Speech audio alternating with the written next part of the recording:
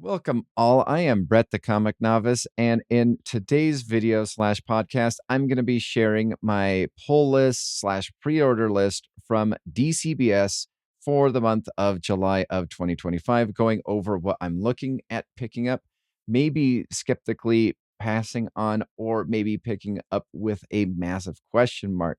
DCBS is my comic book store since my local one that was 7 miles away decided to move 35 more miles away from me.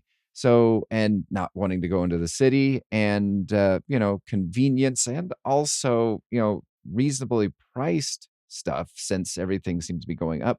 DCBS has been my comic book shop. Again, not a sponsor. But then as I'm going to be going over this, one of the questions that I do have is maybe I should just be waiting out some of these comics for um the DC Infinite Universe app to save myself some money and then wait and pick up the omnibus or trade or just for ease of consecutive reading.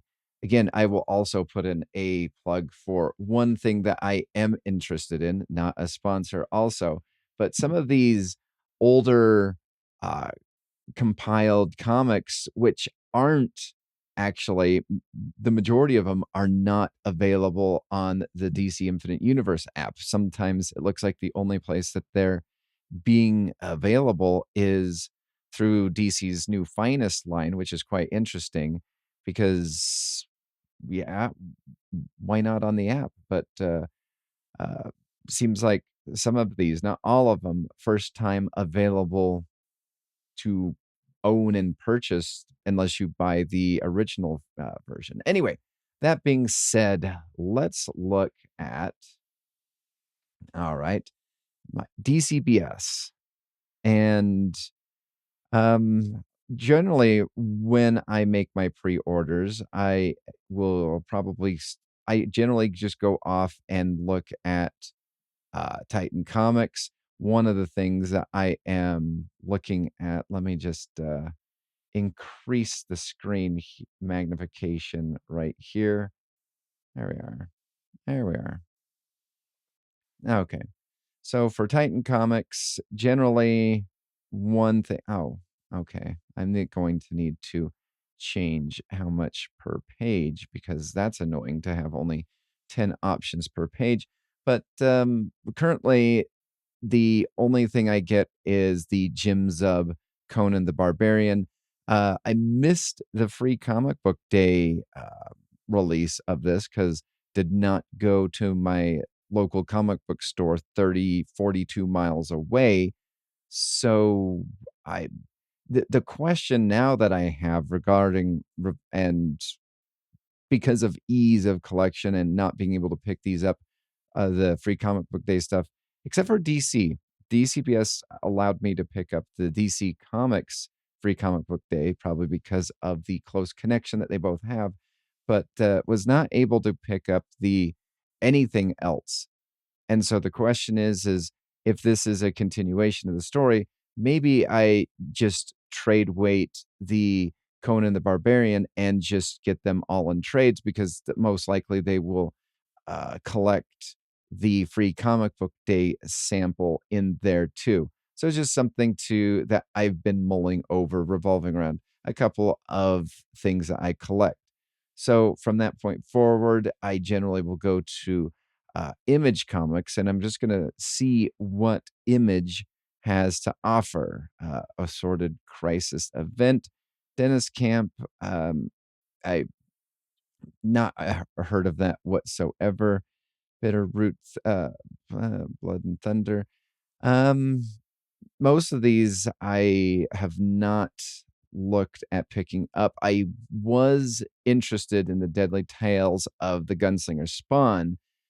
Did pick up the issue number one, but that was written and art done by Jimmy Palmiotti. And now it looks like, I think since issue number one, he has only just done the covers for some of these. And he is just the exclusive writer for the Deadly. I appreciate it. It's fun, but I've also stopped collecting Gunslinger Spawn at the same exact time just because it just seemed to neander for a while. I initially was looking at picking up this Free Planet by Audrey Sitterson. I read the synopsis, might be interesting. It might be something worth picking up. I don't know.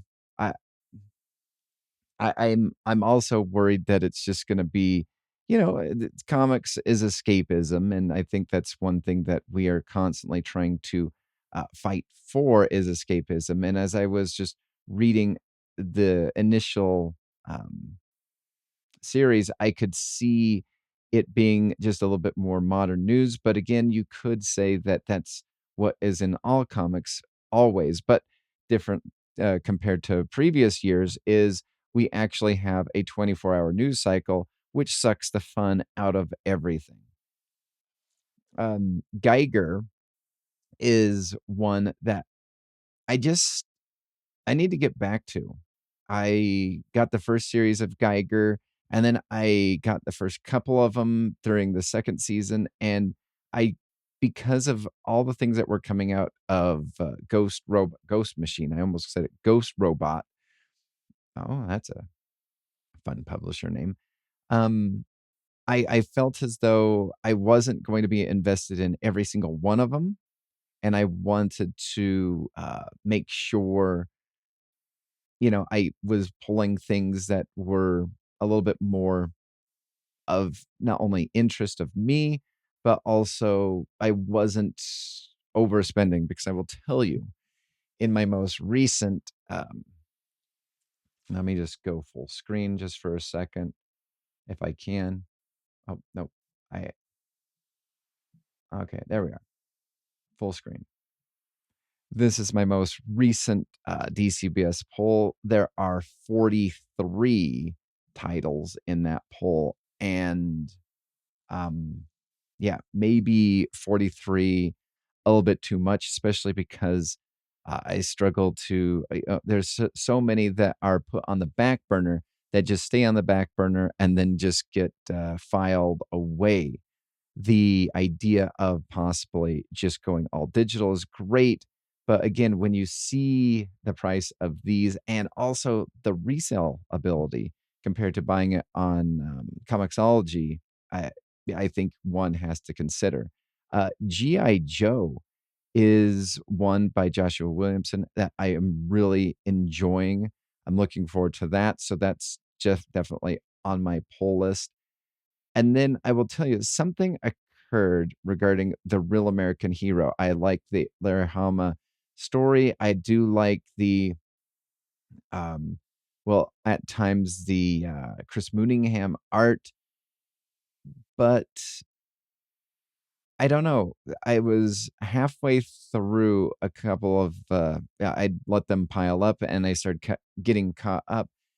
And then they did that whole silent uh, one shot for a variety of them. And because I didn't know the creator, because I didn't know some of the artists, I was I kind of decided to just wait that out on trade. And then I was sitting there thinking about the reading of A Real American Hero, and as much as I like the art and whatnot, I almost want to trade weight, not Wade, trade weight this, but I'm on the fence for a Real American Hero. So I passed on the most recent one, but I'm still weighing what I might like. Hyde Street by Jeff Johns for Ghost Machine and Ivan Rice is definitely on my pull list. Do appreciate that comic right there. Looking forward to. I'm glad that it didn't also stop, and we haven't heard anything like Rook Exodus, which whenever I looked at um, Rook Exodus, I was constantly waiting for what do I want to say? Brain not working currently right now. Um, I was waiting to find out news surrounding Rook Exodus, and it was, yeah, we're going to go on a pause. We'll be done. The pause will be done in early spring. Then it seemed to be summer. Now it seems to be fall of 2025. So we're almost over an entire year since Rook Exodus was available to purchase, or I think it was issue number 6. This Invincible Universe Battle Beasts number 1. I actually was thinking about picking up this series. I missed it on the initial run, and now they're on issue number 4. And so I'm just gonna, if anything, I guess I'll just trade weight that. But and that is the downside of doing DCBS over local comic book store, is you kind of miss out on something. You either I either have to go on a 41-mile trek into the city, or I just pass on it and maybe just get it digitally downloaded when that becomes available. Ooh, English not good today. News. One thing that I find, oh, Chris Condon, so the writer for, what's this? News from the Fallout. So a 6-issue miniseries. So he is the current writer for the Ultimate Wolverine for Marvel, and the current ongoing writer for Green Arrow, which I'm also on the fence about picking or continuing with that one. It's a couple issues behind, but yeah, um, I'll have to get to that when I actually get to reading and getting caught up on some of my comics. But let's see. Tempers flare as the horrors of nuclear fallout creep closer to Old Joe's diner. Interesting. Hmm. I did not make mention. Did not see that one in the previous issue. I currently have the complete run of Radiant Black. I am going to continue pulling that. I kind of got. I paused it around that. What is it? That war that was going on, because there was. It seemed it was being marketed as a cover A, cover B, but there was. And I haven't read it because that's when my life kind of got a tad bit insane. But there seemed to be two different realities that were going on that kind of mirrored one another with the story crossover. And I almost wanted to pause this completely and just trade rate the whole thing. But I do like the Radiant Black universe. Kyle Higgins, who I did really enjoy. I haven't gotten through all of it, but I did really enjoy his Nightwing run during the New 52. I think his writing that was very on point. The Rockefellers, I never really got into this series from the initial. That's a fun cover right there. Um, the spoof on, and of course they're spoofing on the issue number 1 of the Fantastic Four, especially since this is the Fantastic Four movie that is going to be coming out. Uh, yeah. Um, Rogue Sun, again, part of that whole Radiant Black universe. I've enjoyed that. Many issues behind on that too. And then we have Rook Exodus Deluxe Hardcover Edition. Uh, I and then you have this also. Like, do you get this and wait out the next Rook Exodus on that to get some of the extras or whatnot? Uh, Nerd Initiative. Um, but I don't think so, because if you do the math, like for example, each one of these issues is, sales price is 239. You multiply that by 6, and you're looking about maybe $15 for a little bit more. You're getting this um, deluxe hardcover edition, but again, it has to go somewhere, and I'm going to have to do some purging, or basically taking off some of my bookshelf. And just, nerd thing aside, I have noticed that some people in the um, omnibus and trade community no longer want to put them on their bookshelves because the space is becoming a premium, and so then they put them in their long boxes or short boxes or whatnot. So that's going to be something that is kind of interesting as moving forward and thinking about this and or that. Sleep. Don't know anything about that. Spawn, Black Ritual. No, I'm not into the only for some reason Gunslinger Spawn, and I don't like westerns. I actually do not like westerns, but for some reason Gunslinger Spawn, I picked up the first trade for about $5. It really was fun, so I continued picking it up and just kind of enjoyed the interplay. The Transformers issue number 1 is now on the 12th printing, just to, show how well that's doing. I'm going to, pick up the current Daniel Warren Johnson run. The interesting thing is what's going to happen for issue number 25. I'm not sure if they've announced, I haven't seen, but who is going to be picking up for writer Daniel Warren Johnson? Will Jorge Corona, who kind of had this very similar art style to Daniel Warren Johnson, is he going to continue on with Transformers going beyond issue 25? Again, it might have been announced, but I don't know. Void Rivals look also issue the 12th printing of issue number 1. I too have fallen behind on this one, but the run is keeping on going, at least in the collection. And then I never was really into The Walking Dead. You know what? Zombies occur. I don't believe in running zombies. Just, slowly walk out of their way, and it'll be super easy, barely an inconvenience to get through them.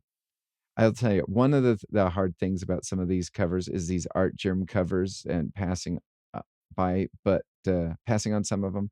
I don't know what which blade is, but art germs covers are generally very nice. It's interesting. I noticed that it seems like the new Supergirl is getting some of these art germ covers as well as one of their variants. Not just the issue number 1, but issue number 2. I'll be kind of curious to see if they have one for issue number 3. Youngbloods Deluxe. Now, this series came out, I think, when I was like 12 or 13, and I never picked it up.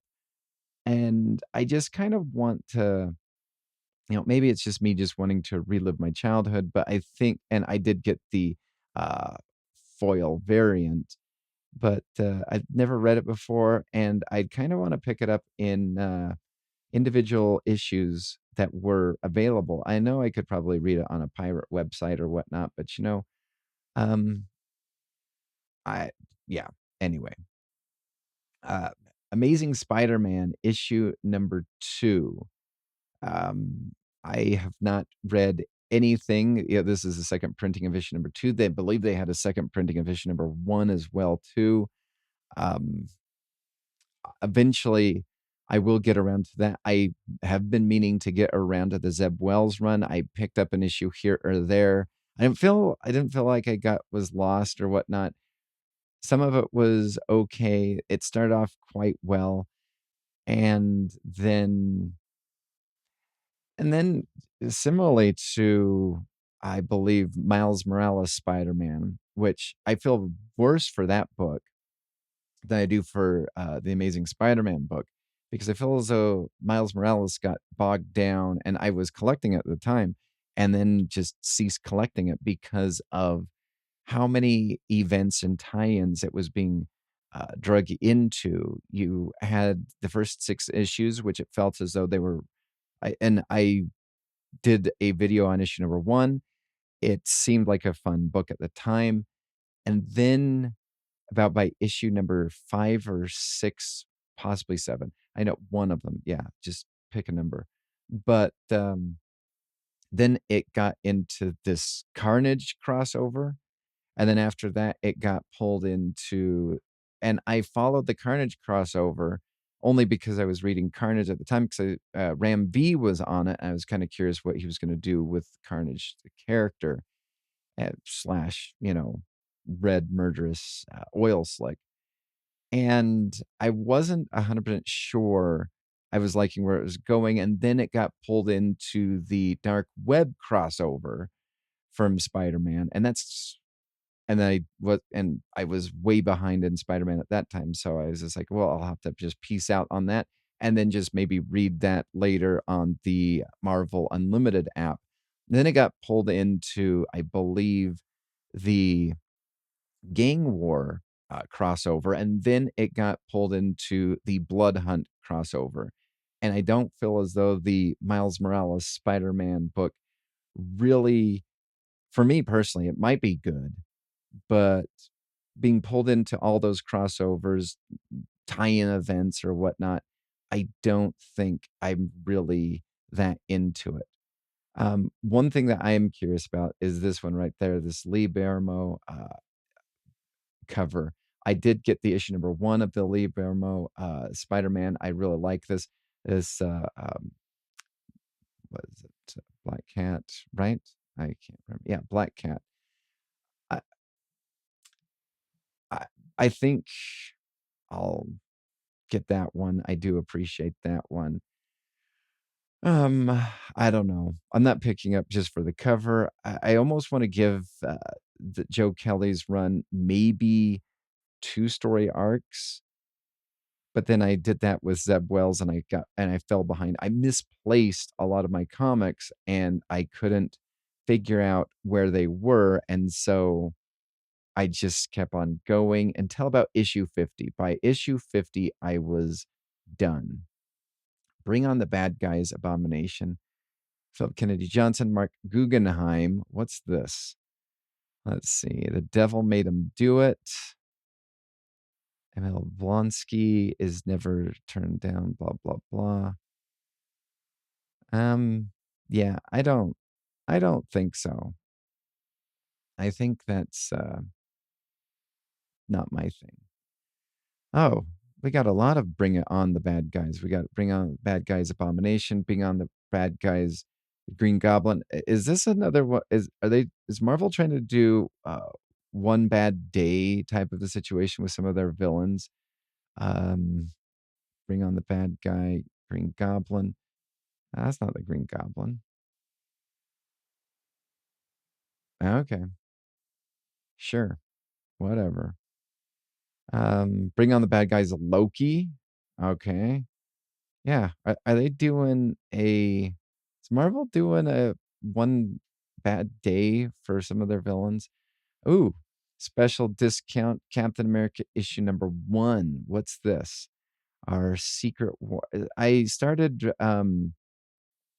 reading the Michael Straczynski Captain America, and by issue 5, I was completely out on that.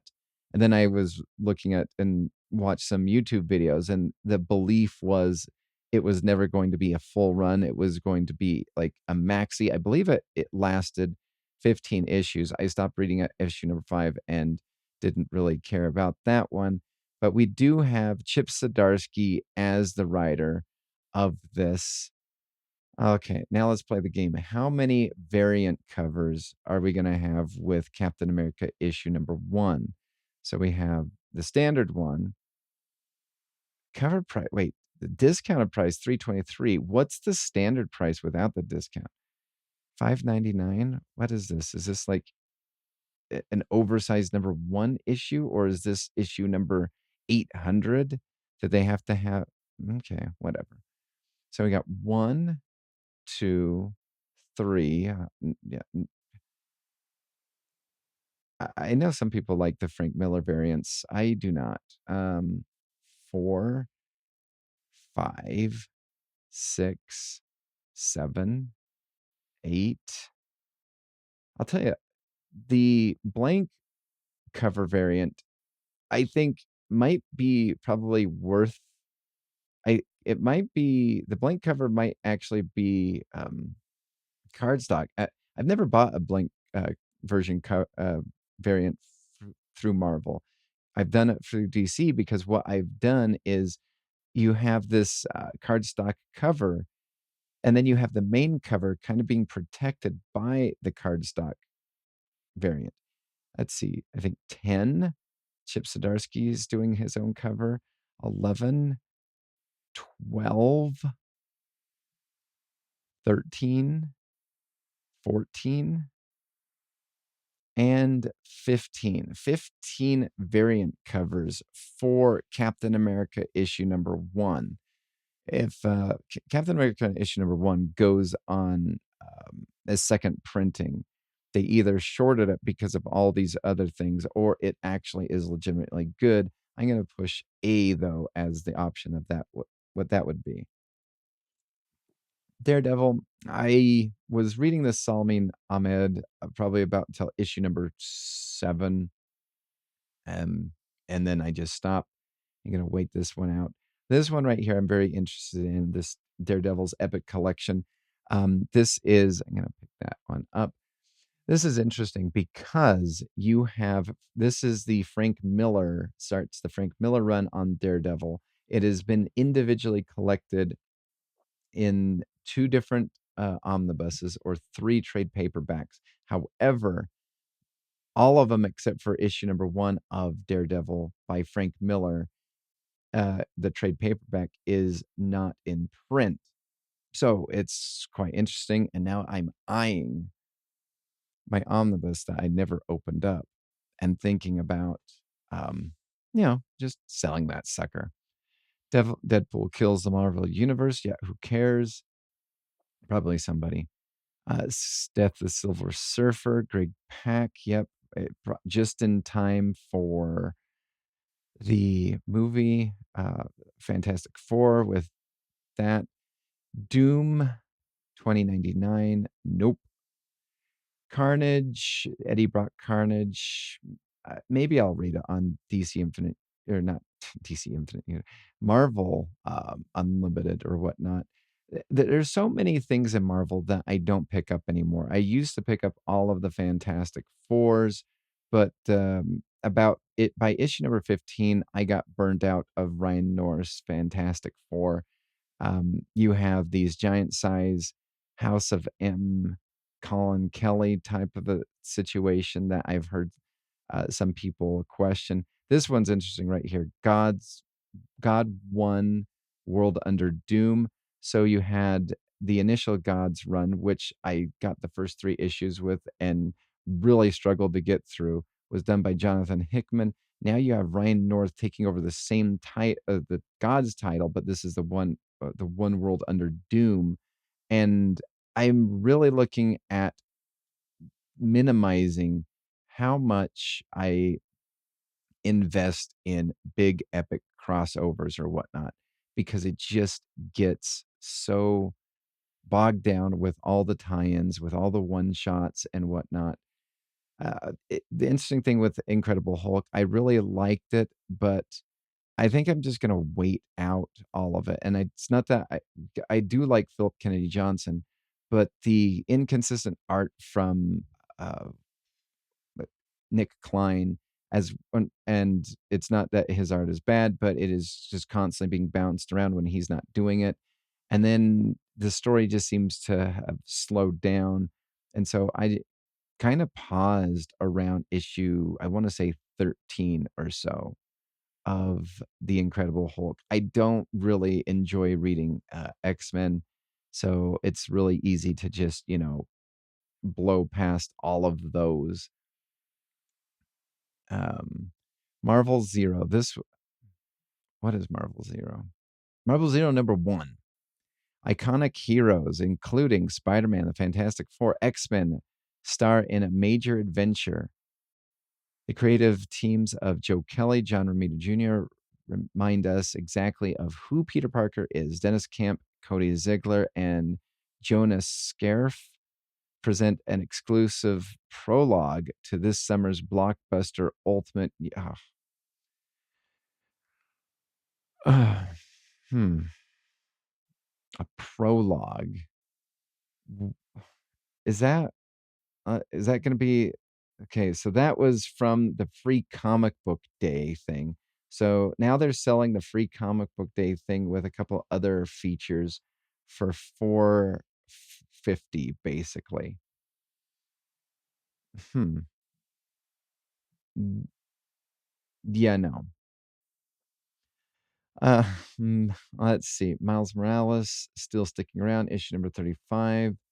I wonder how that's going. I wanted to really like that book, and I was really hoping that it was going to do something more than it was actually doing. Moon Knight, Fist of Khonshu, issue number 10. I think I'm about ready to end my run. I've been collecting that since the first Moon Knight came out.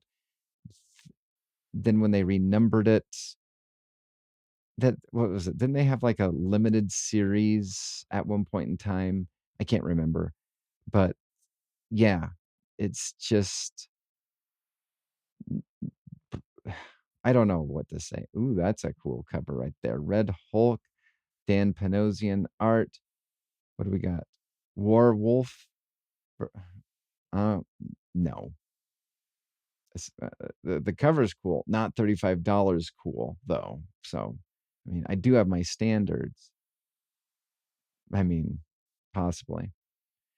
Let's see. What else do I got?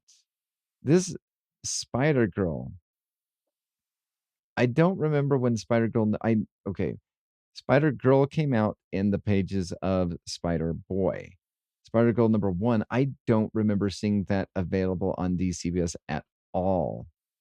And so now we have Spider Girl issue number 2. I feel as though I missed something.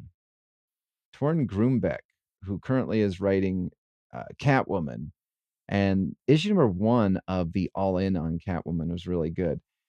And issue number 2, I really struggled to get through. And then issue number 3, because I was trying to, I got them all or most of them from the All In initiative, all the ones that I fully believed in or wanted to believe in. And Catwoman slowly has been proving me wrong in the wanting to believe in.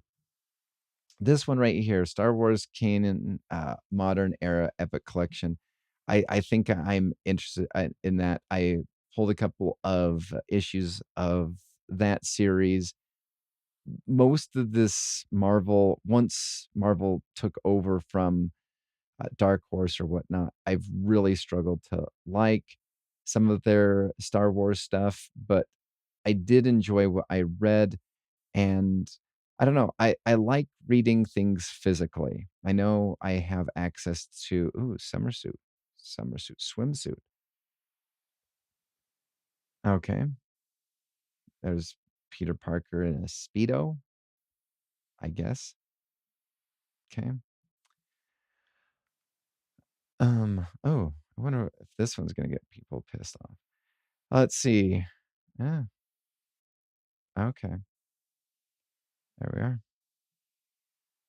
There's writers. Tim Seeley. I've never read a swimsuit issue before, so I like, is it going to be, uh, MJ likes, long walks on the beach, some guy named Paul, and existing. I don't know. Ultimate Black Panther, I fell behind. Randomly just picked up one issue and read it and felt really I enjoyed it. I I do think I'm going to have to make some assessments revolving around some of the Ultimate books as well as the Absolute Universe books that are available. The Ultimate Spider-Man Incursion, I'm gonna be picking that up, but I'm not 100% sure I'm solely. Oh, I don't want that cover. I'll just have that boring cover. All right. And then the Ultimate Wolverine, I think I officially gave up on this series, purchasing it and just maybe just weeding it out on Marvel Unlimited. I can't remember why. There was a reason why. The Ultimates, I've been reading that again. I, I picked up a random issue, didn't feel completely lost, so I just kind of continued on with it. Again, you have all these Wolverine Would love for this Werewolf by Night to be good. Um, anyway, what if Goofy became Spider-Man? Oh, yup. That would be Goofy. That's for sure. They should do what if Goofy became Daredevil though? Like, and then just him struggling with the ability to see anything and also his massive clumsiness. I, I mean, that would never be made, but it'd be something worth considering. All right. So currently I have in my cart 18 items. Two of them are um, paperbacks or oversized trade paperbacks. So I'm at 101. All right. Let's go through this. Absolute Batman. Okay. I'm all in on that. Pardon the pun for that. Absolute Flash. I'm grateful that I'm currently buying a Flash book as I stopped after issue number 7 of the oh, the Simon Spurrier run on Flash. I'm interested to see what happens with Green Lantern. I'm not hopeful. I don't know any why this our absolute Martian Manhunter exists. According to League of Comic Geek, it is highly rated, and I don't know what to think about that. Absolute Superman, I'm almost done with it. I'm a couple issues behind, but again, I think I'm gonna, especially Superman books, I'm going to give the benefit of the doubt and give it at least three, two, two trades, maybe three because of Superman. Uh, Absolute Wonder Woman, I have really been enjoying that. I'm really close to just I have a consecutive run of Action Comics dating back prior to the New 52, and oh, and I because I've went back and not that I was collecting at the time, I started collecting in 2019, but I've gone back and collected, oh, I don't know, about 300 or so of them, and I ran out the John Ridley uh, series and also some of the other lackluster ones. And now we're going back into Clark Kent's past. So, are we saying that we can't write any new stories, or is it because of that Summer of Superman issue? We have uh, past stories and basically Mark Waid working on past stories, which could be good because he does love Superman and he could tell some of these stories because he loves the character. Then you probably have the Joshua Williamson modern run of Superman and maybe perhaps the Superman Unlimited, which has been done. I haven't read issue number 1 yet because it hasn't come out yet, I don't think. If I have, I've missed it, but maybe some of the not far into the future, but future things that are occurring with Superman. So that's going to be kind of interesting. Aquaman number 7, totally love Jeremy Adams' run. I guess pick up everything Jeremy Adams. I yeah, Batgirl, no, maybe I'll give it a chance someday soon.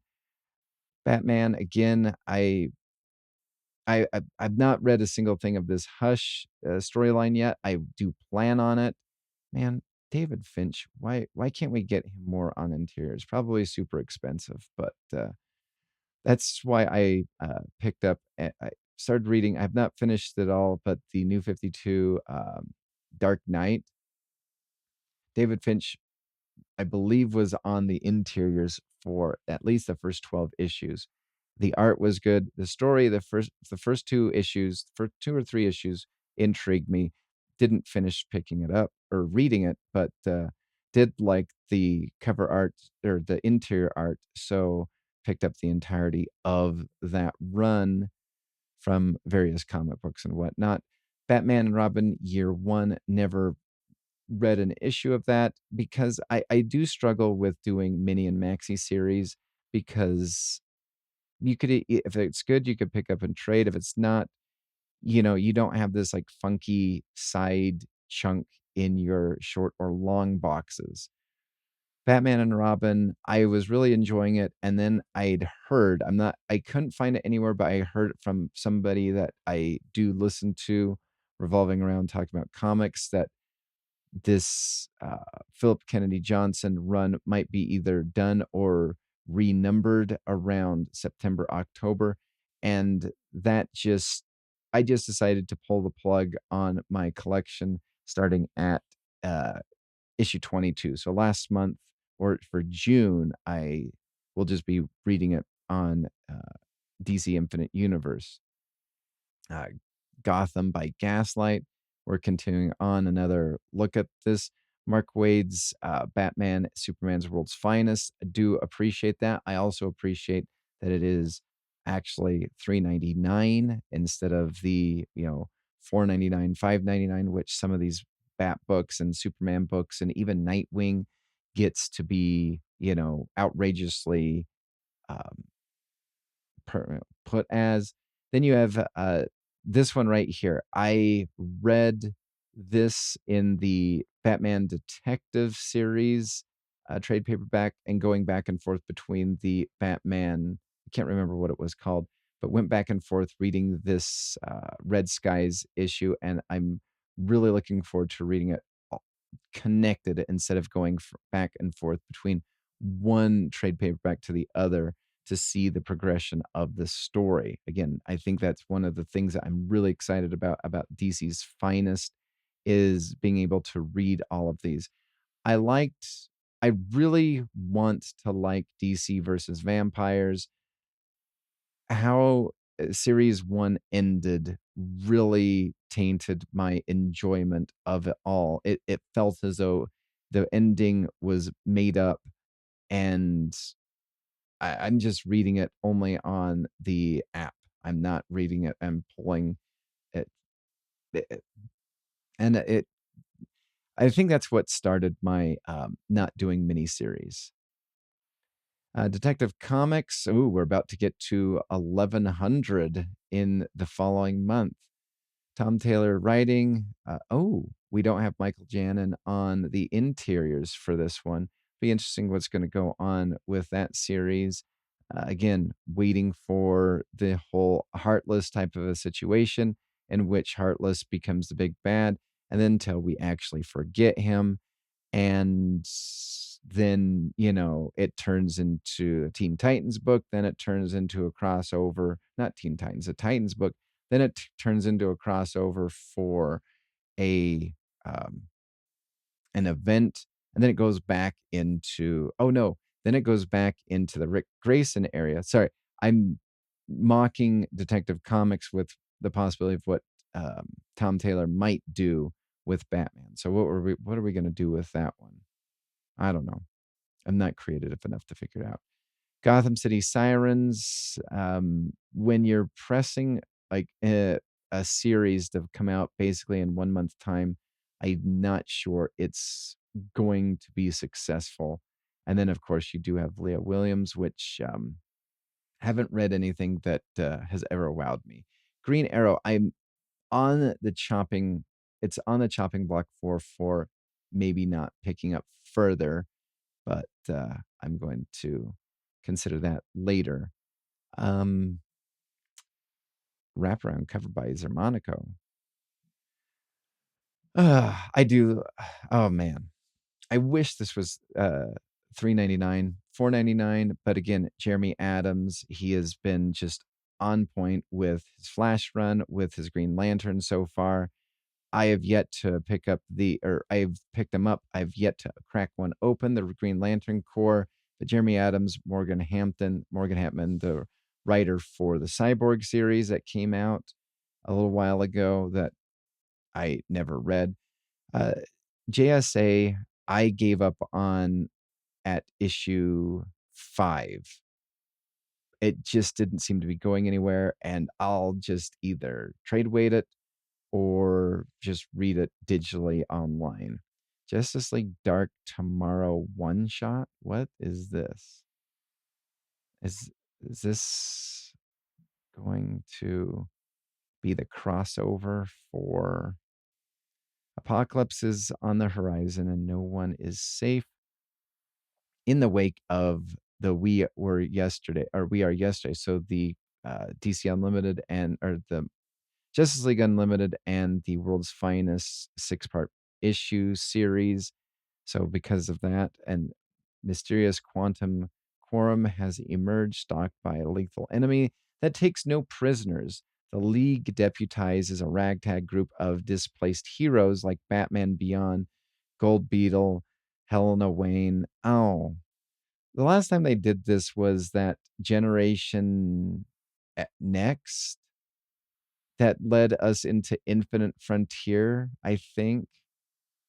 Is that what that book was called? I can't remember, but I don't know. I think I'll just read that one digitally. I don't think I want to own that one. Justice League Unlimited number 9. Again, really nice to see a Justice League book below $5. I appreciate that as well too, because especially when I think Brian Michael Bendis was doing it was $4.99. You got the $1 extra for a Justice League Dark story, but you know what? When Brian Michael Bendis was writing it, I was not reading it. I collected it because besides my bowling team, the Justice League is my favorite league of all. Nightwing, I've enjoyed Dexter Story's art, Dan Waters' writing. I do think that they could have done more of an actual gang war, the fallout from Heartless's actions with, was it Tombstone? Not Tombstone. Um, Blockbuster. Almost the same character, it seems like. But they could have had a gang war. There's so much, it was a vacuum. They could have spent so much time on it, and I feel as though they just rushed everything. Scooby-Doo Apocalypse. Okay, I remember reading that. That's fun. Okay, Supergirl Art Germ. I only got the issue number 1 because I've heard not so good things from writer Sophie Campbell. I only got issue number 1 by Art Germ because A, it's an Art Germ cover, and B, it was the first appearance, if you're interested in that, of the new Superman logo on Supergirl. So her first new costume appearance. So I only got that for that reason right there. Superman by Joshua Williamson. Love that run. Going to continue doing that. This one, this Triangle era, I'm really wanting to get this omnibus. I do really like reading the old comics. I like how they have all consolidated and all the stories are connected together instead of having to kind of go all over the place. $90. I mean, that's probably originally $150, but I think I'm gonna wait this out for it to go on some sort of sale. Superman Treasury 2025, a hero for all for one. What's this? All-star writers Dan Jurgens, Bruno Redondo take the Man of Steel to new heights.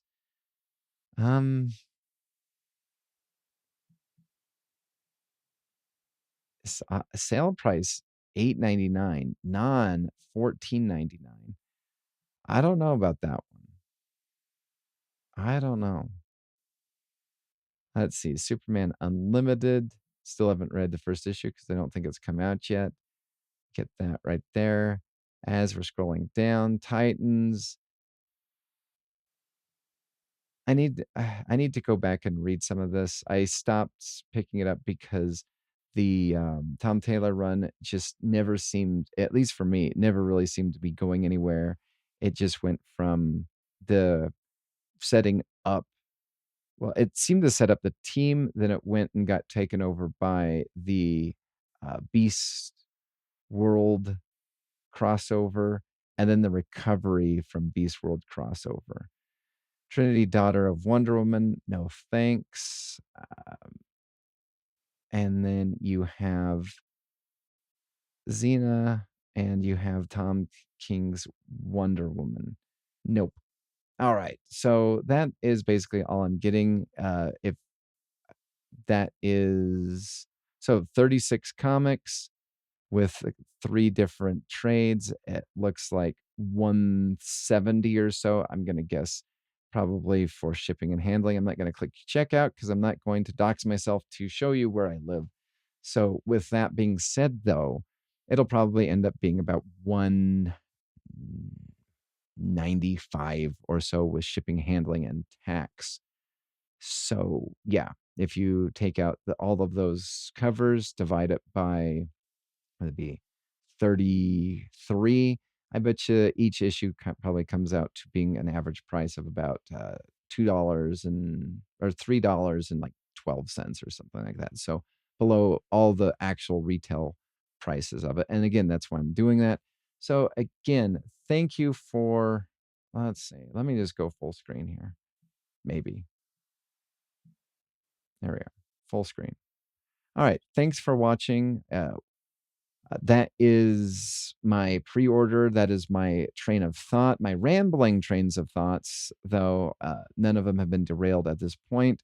What are you looking at forward to for July? Is there anything that I should give a try? Comment down below, like, subscribe if you'd like, hit the bell for notification if it suits your fancy. And until next time, I will see you in the dollar section where at least um, Transformers #1 19th printing will be found eventually. Thanks for watching. Bye.